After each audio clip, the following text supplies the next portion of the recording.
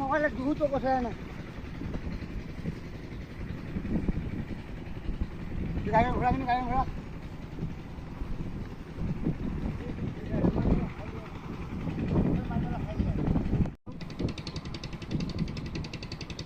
বাড়ি রানীশঙ্কর থানা 4 নম্বর ইউনিয়নের খারাবাড়ি গ্রাম।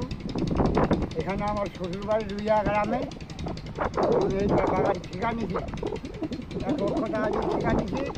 এই বাগানটা চর্চা করতেছি, কীটনাশক প্রয়োগ করতেছি, যে পাহারা দিয়ে রাখে আমি লাভবান হওয়ার আশা করছি। 1 লক্ষ টাকা দিয়ে বাগানটা রাখছি, আবার খরচ আছে আমার মিনিমাম 50,000। হ্যাঁ, এই বাগানে আশা করছি যে আমি ভাদ্র মাসে মালটাকে ভালো রকমের ম্যাচুরেট করে মালটা তুলব। হ্যাঁ, বাজারজাত করব। যদি বাজারে দাম ভালো পায় তাহলে হয়তো লাভবান হওয়ার আশা আছে আর কি। এটা আশা করেই আমি মালটা লিখি। আপনি কত টাকা বিক্রি করতে পারে আশা করছেন? সর্বনিম্ন 2-2.5 লাখ। 2.5 লাখ টাকা। হ্যাঁ, তো ঠিক আছে, এই বাগানটা সম্পর্কে যদি আপনার কোনো গ্রাহক আপনার কাছে যদি ফল নিতে আসে, আপনি এখানে সরাসরি বিক্রি করবেন? অবশ্যই বিক্রি করবো। এটা কখন আসতে হবে এই ফল নিতে? পাকা ফল ভাদ্র মাসের দিকে আসলে আপনি সরাসরি এখান থেকে টাটকা ফল দিতে পারবেন। তো ভাই বন্ধুরা, আজকে আমরা যে সরাসরি চাষির কাছ থেকে শুনলাম, তিনি এই বাগানটা ভাড়া নিয়েছেন এবং আজকে এই যে সুন্দর একটি মালটা আমরা বাগান দেখতে পাচ্ছি। এই যে বাগান, এটা বাংলাদেশের শেষ সীমানায়, একদম শেষ সীমানায় কোল ঘেঁষে এটা যে মালটা চাষ করতেছে, এই মালটা সুন্দর প্রতিটি গাছে সুন্দর করে আসছে এবং ঝুঁকে ঝুঁকে ধরছে। তা আমরা আজকে দেখার জন্য এসেছি। আপনারা যদি তখন আপনারা এই যে মালটা খেতে চান সরাসরি টাটকা, তাহলে আপনারা ঠিক ভাদ্র মাসের দিকে আসবেন এবং চাষি তাই বললো তিনি সরাসরি বিক্রি করতে পারবেন, এটা তোমাদের আশা। তা আমরা এখন যে জিনিসটা দেখতে পাচ্ছি, যে মালটা যে আমাদের এই যে কাছে দেখতে পাচ্ছি, এখন আমরা যে ভারতের এই যে এইটা ভারতের ক্যাম্প, কাছেই একদম ক্যাম্প। এই ক্যাম্পটার নাম কি? মহিলা ক্যাম্প। এটা মহিলা ক্যাম্প। মহিলারা এখানে ভারতীয় বিজিবি মহিলা এখানে আছে, তাদের এটা ক্যাম্প। খুব পাশে যে বাগানটি, এবং আমাদের দেশীয় যে আমাদের দেশীয় সম্প্রদায়ের লোকেরাও খুব কাছেই তারা কৃষিকাজ করতেছে। আজকে আমরা যে দৃশ্যটা দেখাইলাম, এই দৃশ্যটা দেখানোর পরে আপনাদেরকে এই বাগান দেখার জন্য আমন্ত্রণ জানাচ্ছি। আর আপনারা সরাসরি কেউ এই বাগান যদি আসতে চান তাহলে আসবেন, এবং এই বাগানের আশেপাশের দৃশ্যটা মনোরম। সবাইকে ধন্যবাদ। এরই ফাঁকে আরেকটি দৃশ্য দেখাচ্ছি, যে ভারতীয় যেটি বিশাল বড় পাখি বাংলাদেশের সীমানায় ঢুকেছে, এবং এই পাখিটি আবার সে সারাদিন থেকে ভারতে আবার চলে যাবে। খাদ্যের অভাবে মালটা বড় হচ্ছে না, এই জন্য খাদ্য পরিষ্কার করে সার দিল।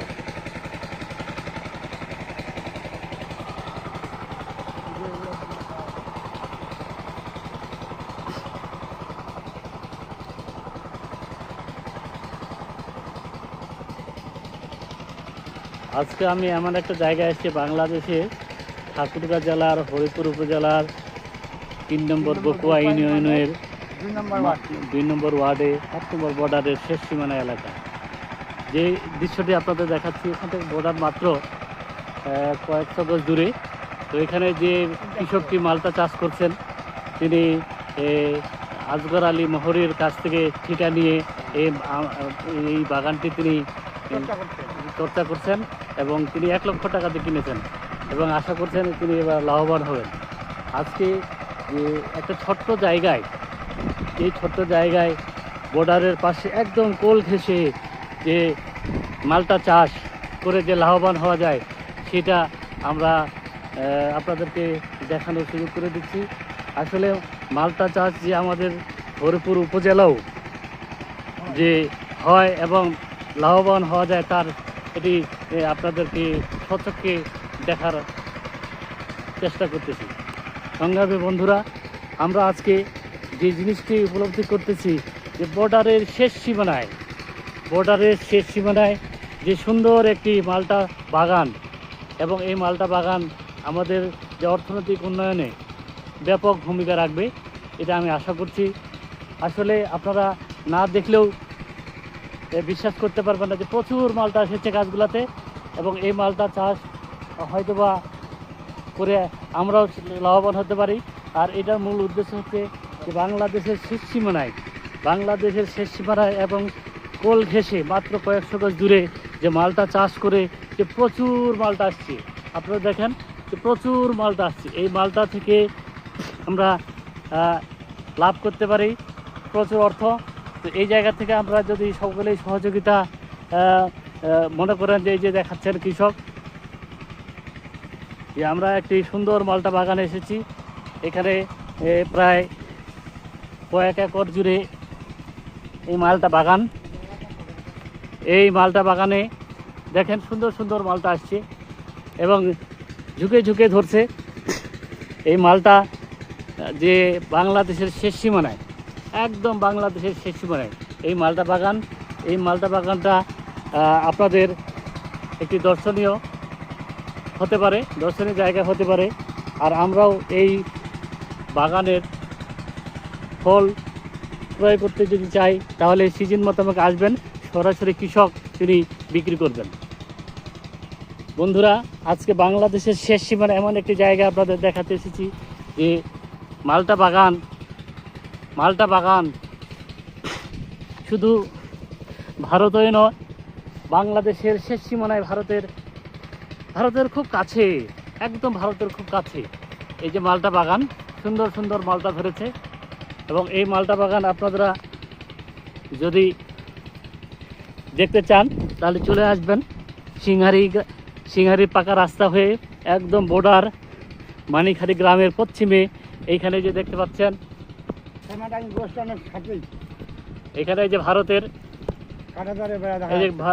কাঁটাতার, এখানে কয়েকশো গজ ঘুরেই ভারতের কাঁটাতার, এবং এখানে ভারতীয় মানুষেরা কৃষিকাজ করছে। আর এই যে সোজা দেখতে পাচ্ছেন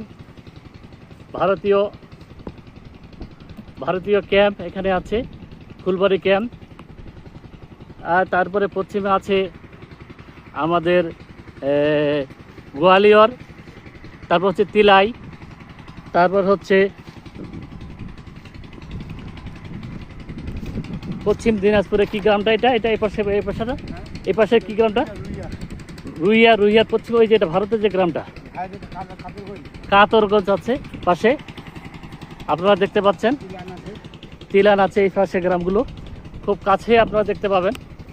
আমরা আজকে যে পর্যায়ে এসেছি যে বাংলাদেশের একদম শেষ সীমানায় প্রচুর মালটা আসছে।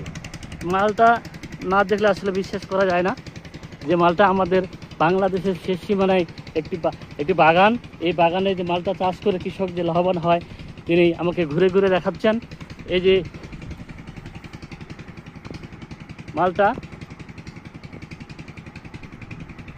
মালটা প্রচুর মালটা আসছে, এই যে দেখেন প্রচুর মালটা, একদম আমরা বাংলাদেশের শেষ সীমানায় চলে আসছি। এখান থেকে কয়েকশো গজ দূরে ভারত। আমরা এই শেষ সীমানা জায়গায় আপনাদের দেখাতে এসেছি। তা আপনারা যদি এই ভারতীয় এই দৃশ্যপটটি দেখতে চান তাহলে আপনারা দেখতে পারেন আমাদের এই ভিডিওর মাধ্যমে।